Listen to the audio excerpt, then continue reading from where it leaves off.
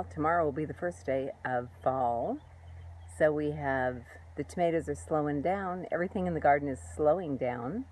But what I did is I took some tomatoes and I made sun-dried tomatoes. It was actually a rainy day, one of the few rainy days in Albuquerque, in New Mexico. So I dried them in the oven and cut them up real thin and with a mandolin, and then dried them in the oven, very, very low temperature, like about 200 degrees. Actually, they were almost too thin because they stuck to the parchment paper that I had in there, that I put them on. So I put them on parchment paper. What I could have done is just cut them in half. They were Roma tomatoes. I think they were San Marzanos that I used. I could have just cut them in half, put them in there. They would have been a little meatier. But then what I did is I took the tomatoes and I put them, once I got them all dried, I took them and I put them in a jar and put olive oil on top of them and put them in the fridge. So once they were set, then I started making my sourdough starter.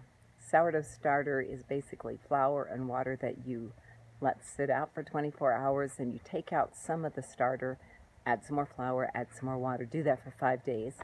So with the sourdough starter, I then made some sourdough bread.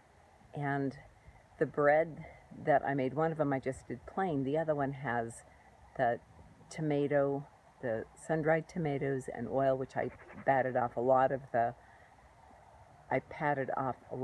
oil to make them as dry as possible.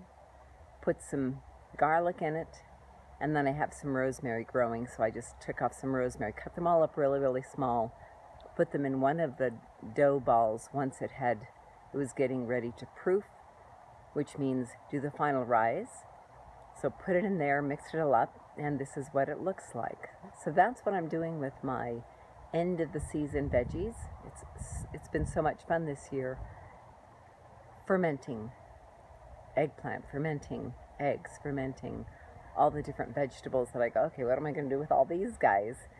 So I'm learning a lot, and I encourage you to experiment.